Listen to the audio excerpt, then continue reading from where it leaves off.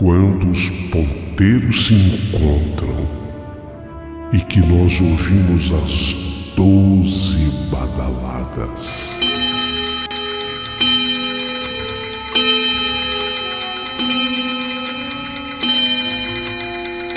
A hora que se anuncia é meia-noite. Uma hora em que tudo pode acontecer, inclusive nada. Mas hoje, muitos acontecimentos. Vamos à história de hoje.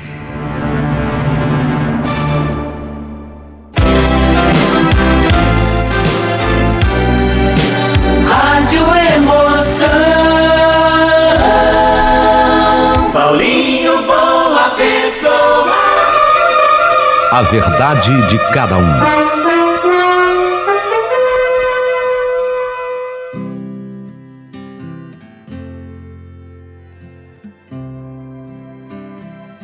Meu querido amigo Paulinho Boa Pessoa, o meu nome é Renata e eu sou uma ouvinte incondicional desse teu canal aqui no YouTube. Eu amo ouvir as suas histórias. E naquele dia aconteceu comigo algo extraordinário. E é exatamente essa coisa extraordinária que hoje eu trago aqui através dessa minha história. Para mim era um dia como qualquer dia de rotina do meu trabalho, sabe? Eu sempre fui assim, daquele tipo de moça. E quantas existem assim? Eu coloco o meu despertador, então eu tinha que levantar. Eu tinha que levantar exatamente naquele horário. Meu horário definitivo, 6h30. Eu não podia jamais passar de 6h30. Mas a primeira despertada eu colocava 6h15. Eu tinha esse costume só para falar assim, eu tenho mais 15 minutos. Aí eu colocava para despertar, daí 10 minutos. Então, 6h15, 6h25. Quando ele despertava 6h25, eu falava, tenho mais 5 minutos. Aí o despertador ia para 6h30, 6h30, que era o horário que eu tinha que levantar. Era um hábito que eu tinha, era um costume que eu tinha. E eu tenho certeza que não sou a única a agir dessa forma. Deu 6h30, aí não tinha conversa. Me colocava de pé, tomava o meu café rápido, rasteiro, ligeiro, gritava para minha mãe, né? A minha mãe, dona Risoleta, querida. Minha mãe, eu não saía de jeito nenhum sem antes pedir: Ô mãe, a sua bênção, mãezinha, a sua bênção. E a dona Risoleta, ela me abençoava à distância. E pronto, dali eu saía correndo.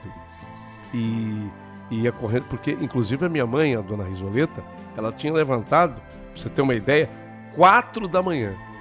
Se eu reclamava de levantar às 6h30, ela já tinha acordado às 4 horas da manhã. E por que a minha mãe levantava tão cedo assim? Porque ela fazia as quentinhas dos operários de uma empresa de construção civil.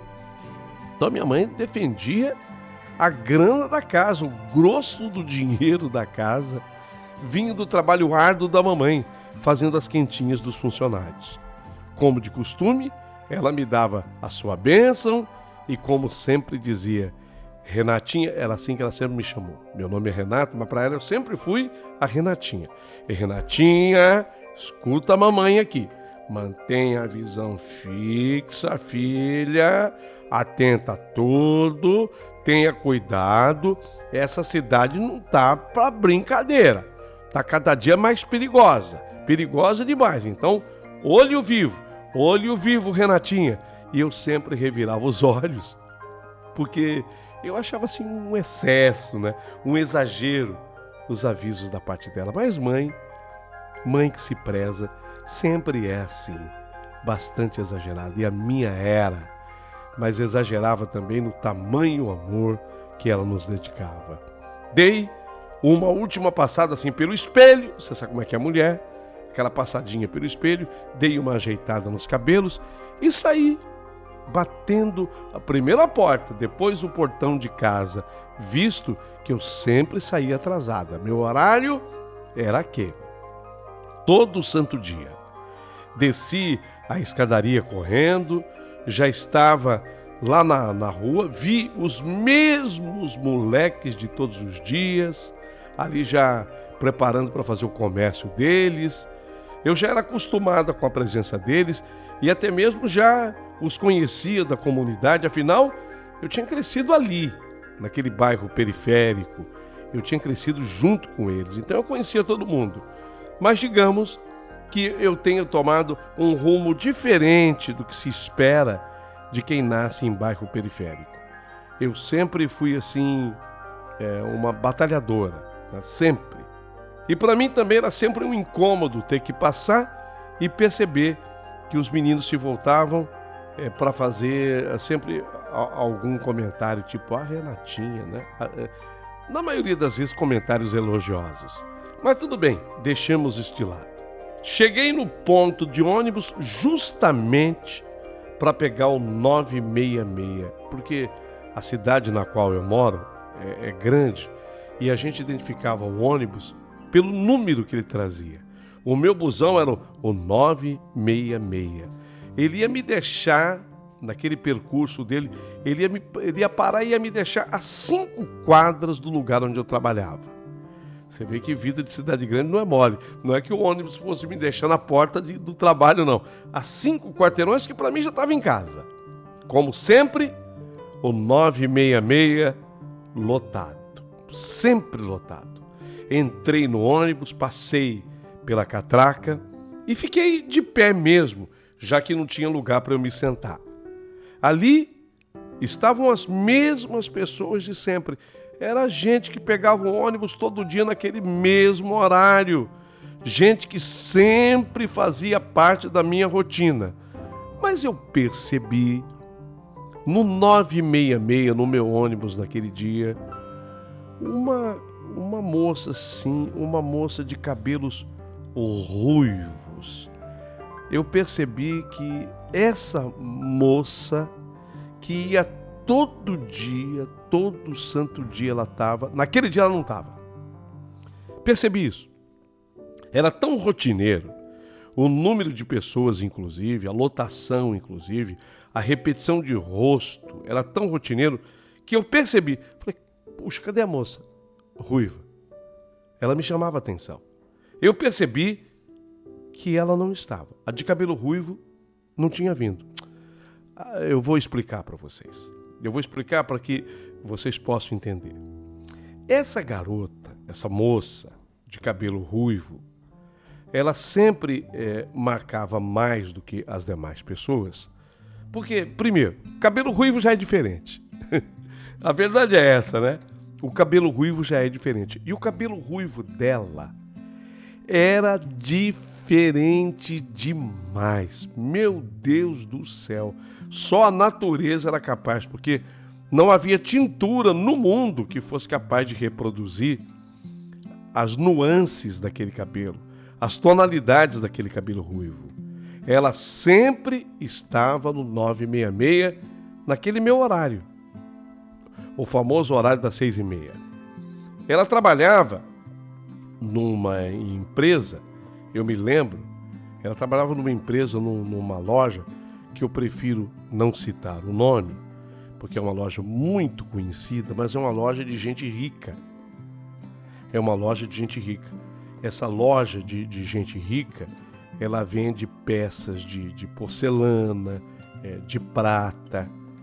Eu não posso aqui divulgar o nome, mas é uma loja de gente granfina, gente rica.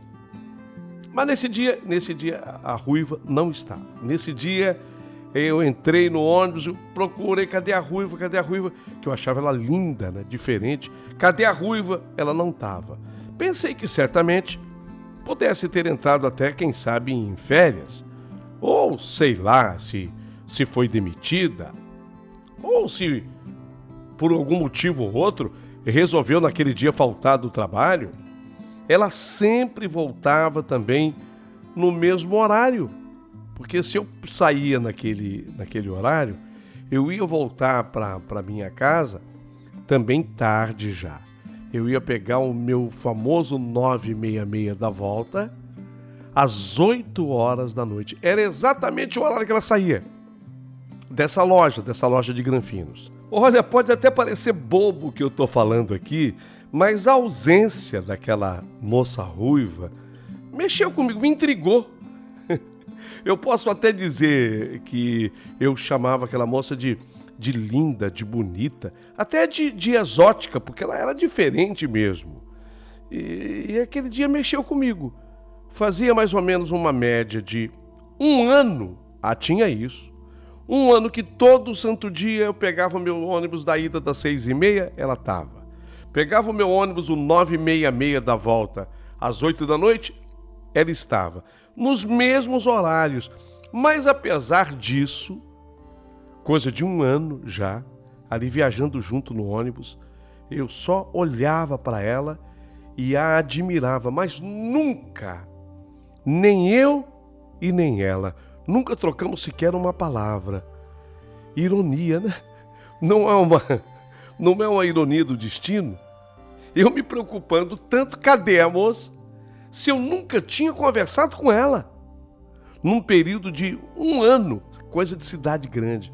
Às vezes a gente contando esse tipo de história, mexe com quem está ouvindo.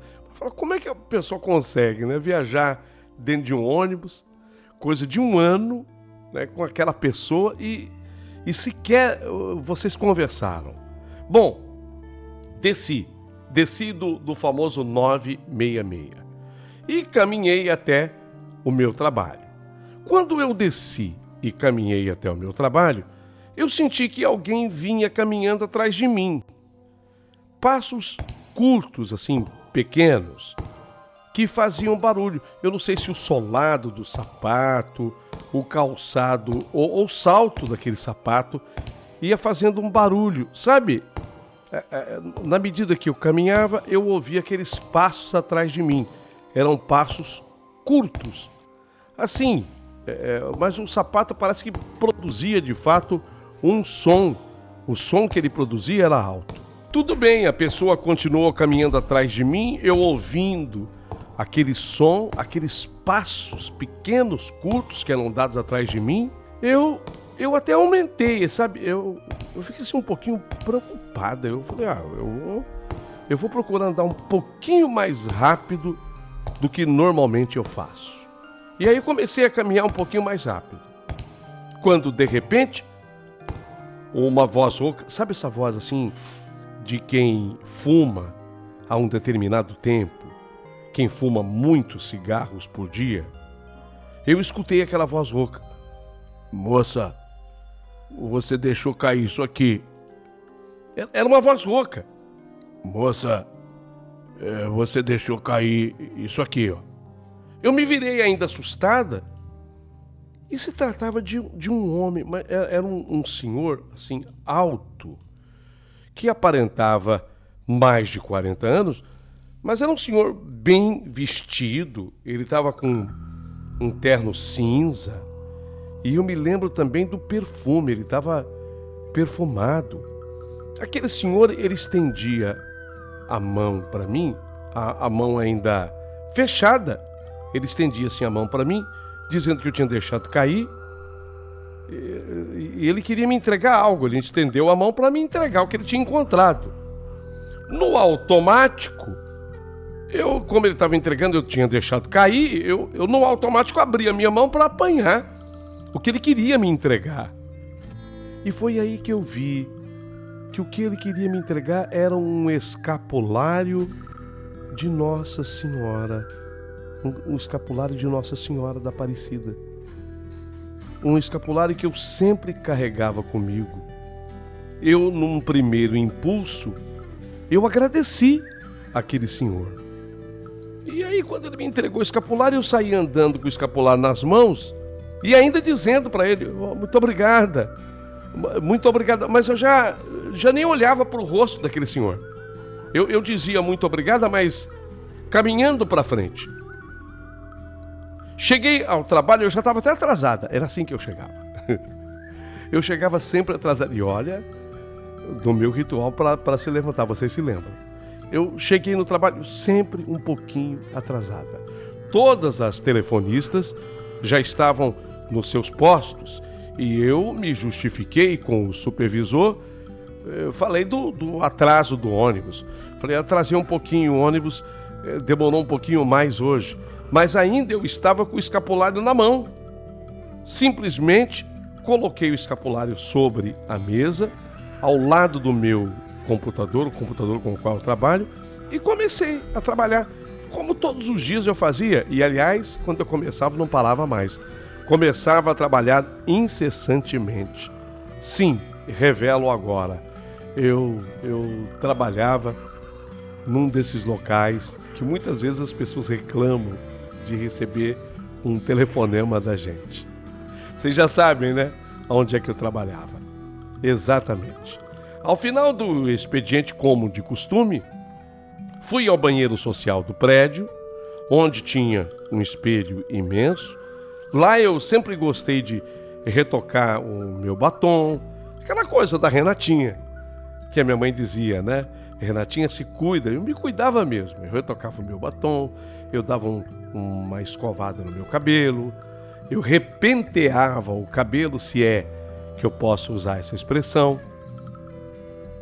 Quando, em um olhar abaixo do pescoço, eu percebo que eu tô com o meu escapulário. Sabe, eu estava diante do espelho, quando eu olhei assim, sabe aquele olhar que você olha assim abaixo do pescoço? Eu vi o meu escapulário. Mas, peraí, eu estava com o meu escapulário, mas eu não me lembrava de tê-lo colocado. Saí correndo do banheiro pelos corredores da empresa, até que voltei lá para a minha mesa.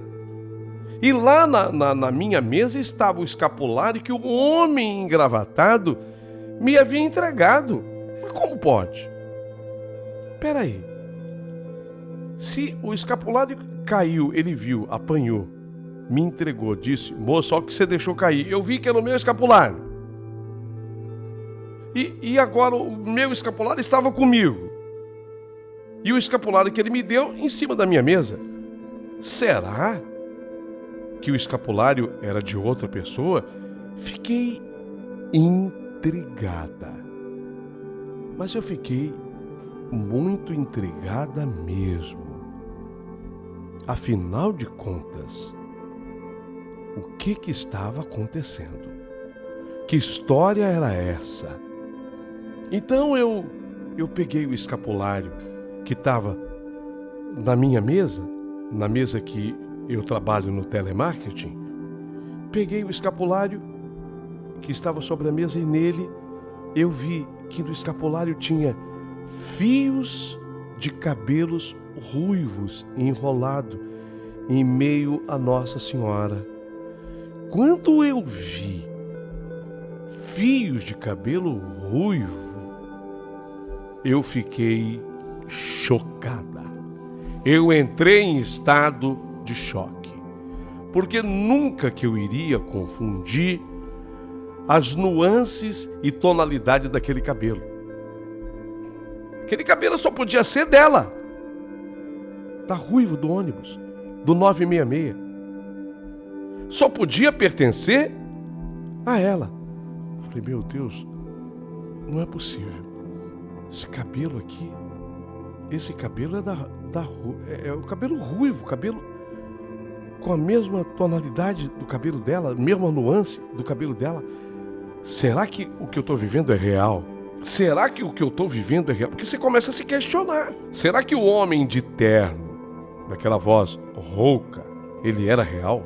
O escapulário é real? Não sei. Num gesto automático, eu peguei a minha bolsa e deixei o escapulário sobre a mesa novamente. E eu saí rumo ao ponto de ônibus. Saí em direção ao ponto de ônibus. Chegando lá, eu estava tão pálida quanto um cadáver. As minhas mãos estavam frias e suavam friamente. Eu dei uma olhadela rápida e vi que passava na TV do bar. A TV do bar ficava ao lado da rua. Eu vi que era desses programas que a gente assiste e parece que pinga sangue na sala. Eu não vou dizer o nome do programa até para não ofender, mas é o tipo de programa que eu jamais vejo. A minha mãe, que de vez em quando lá em casa, tinha essa Maria, Dona Risoleta. Quantas vezes eu brigava com a minha mãe por ela assistir esse tipo de programa que eu detesto.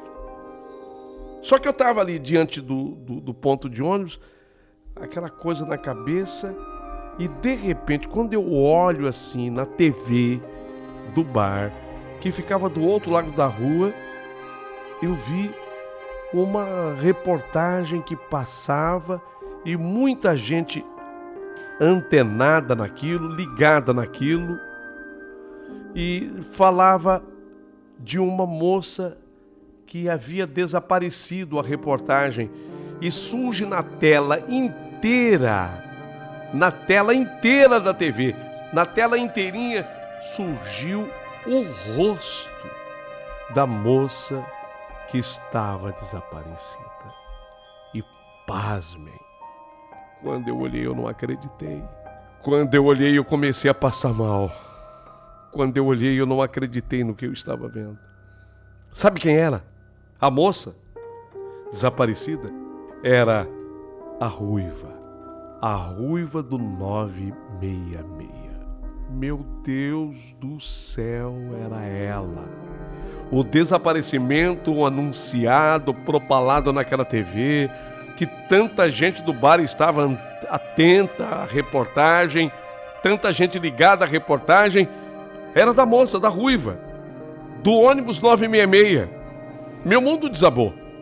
Realmente, eu estou ficando louca. Foi a primeira frase que eu pensei. Eu não disse porque tinha pessoas ali do meu lado. Mas eu pensei, realmente eu estou ficando louca. Será que era um sinal dela para mim? A ruiva do 966, que na foto divulgada na TV, que ocupou a tela inteira, era a foto dela.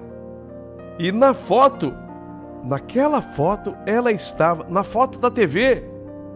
Eu me aproximei porque, sabe quando esse tipo de programa é assim, né? Fica aquela tela congelada e o narrador do programa fica falando embaixo, e a tela congelada. Eu fui me aproximando, porque eu queria observar o pescoço da ruiva. E quando, na medida eu fui chegando e me aproximando, e a tela lá fixa, aquela foto dela gigante, fixa em toda a tela, e a voz do narrador de fundo, do repórter de fundo, a voz do narrador, do repórter de fundo. E quando eu olhei no pescoço da ruiva, o escapulário de Nossa Senhora Aparecida, exatamente como o meu, e exatamente como o que o homem engravatado me havia entregado, o senhor de voz rouca havia entregado. Foi quando chegou meu ônibus. Foi nessa hora, chegou o 966. O 966 das 8 horas, desse horário. Já era mais vazio nesse horário. Entrei no ônibus, mas eu estava em pânico. Passei pela catraca, me sentei trêmula, assustada, olhando fixamente para o piso, quando em um olhar despercebido, ali estava o sapato tipo aquele de fazer sapateado, a barra da calça cinza. Eu fui subindo o olhar,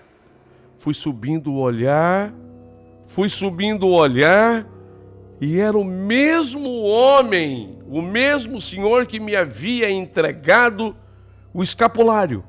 Meu olhar se encontrou com os olhos dele, e ele com um sorriso, enfumaçado de cigarro. Ele fumava. Naquele instante, inclusive, ele não estava com o cigarro aceso, porque estava dentro do ônibus. Mas, quando ele abriu o sorriso, eu cheguei a ver fumaça sair da boca dele.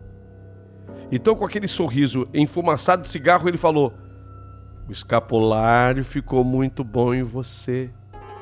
Não perca mais, cuidado." Ele olhando para mim, ele disse isso: "O escapulário ficou muito bom em você. Não perca mais, cuidado." eu fiquei ainda mais assustada. Eu queria perguntar para ele sobre aquilo. Eu queria questionar, mas eu fiquei com tanto medo. Eu fiquei tão apavorada. Que eu perdi a fala. Afinal de contas, a notícia era de que a ruiva estava desaparecida. Será que aquele homem... Sei lá o que passou pela minha cabeça, sei lá o que passou pela minha mente naquela hora, a reação que eu tive. Eu fiquei com medo. Desci do ônibus 966. Quando chegou no meu ponto, eu desci. Comecei a andar o mais rápido que eu podia andar, virando uma esquina e outra, quando de repente eu senti, atrás de mim, pequenos passos. Com esse barulho, daqueles saltos de quem faz sapateado, começou de novo a me perseguir. Eu lembrei da fala da minha mãe: mantenha os olhos fixos, filha. Olho vivo. Dessa forma, eu não olhava para trás e aumentava cada vez mais os passos. E cada vez mais eu sentia os passos que me seguiam ficavam cada vez mais rápidos, cada vez mais ligeiros.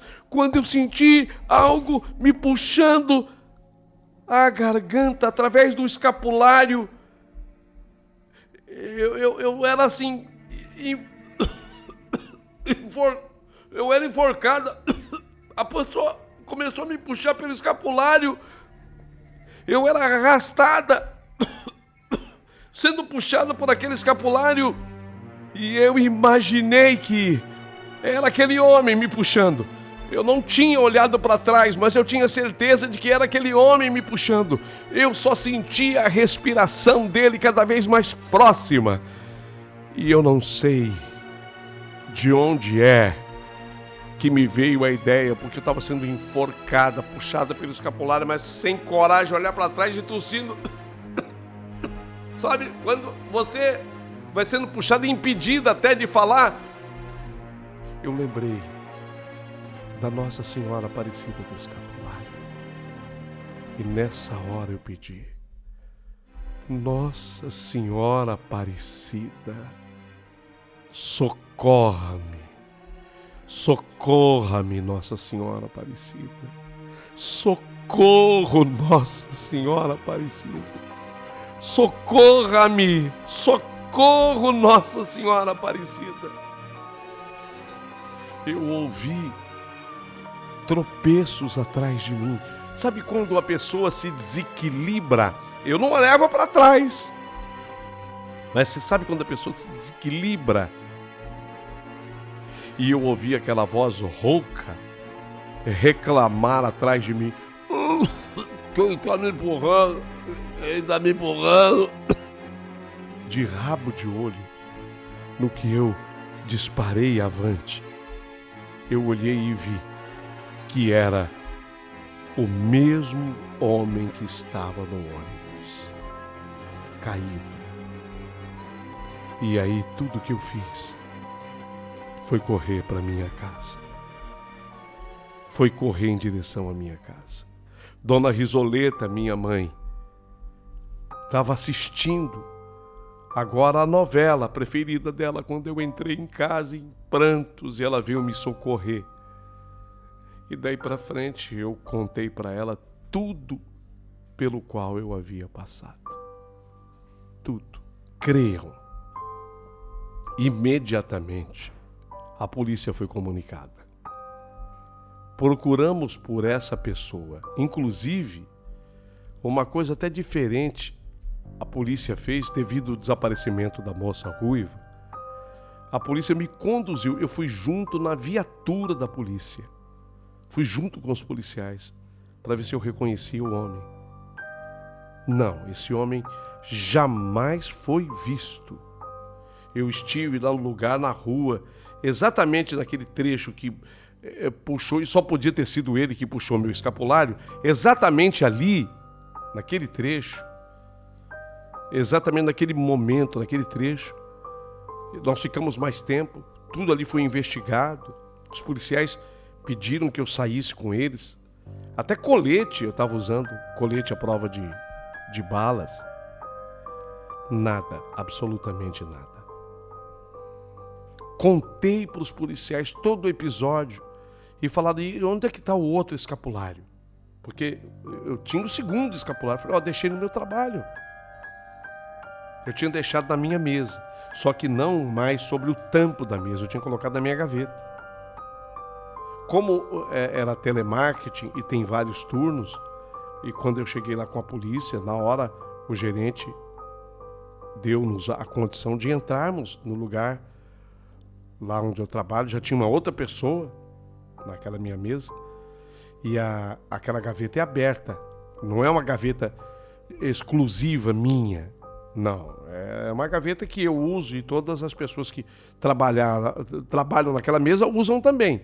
Então mas eu pude abrir, e quando eu abri, o escapulário estava dentro da mesa. Aí entreguei o escapulário. E com os fios de cabelo que havia no escapulário, foi feito lá o exame, chamado exame de DNA, e confirmaram que o escapulário pertencia à moça desaparecida, cujo corpo, por volta de 15 dias depois dos fatos, lamentavelmente acabou sendo encontrado. Um grande mistério. Seria aquele cidadão aparentando mais de 40 anos, com aquele terno cinza, perfumado, seria ele o estuprador, o maníaco, o monstro, como a polícia acreditou? Mas se o fosse, não teria sido encontrado? Jamais o fora. Jamais. Isso tudo que aconteceu comigo foi real? Ou teria sido algo espiritual? Mas como espiritual? Ela teria mandado, a moça ruiva teria mandado o escapulário para mim, como que um alerta, para que ela fosse encontrada, para que ficasse provado que ela tivesse sido morta. São muitas perguntas e poucas respostas. Mas hoje, eu, Renatinha, fiz questão de lhe mandar essa carta para te contar a história da meia-noite. Você gostou da história da Renatinha? Se gostou, curta aqui no nosso canal.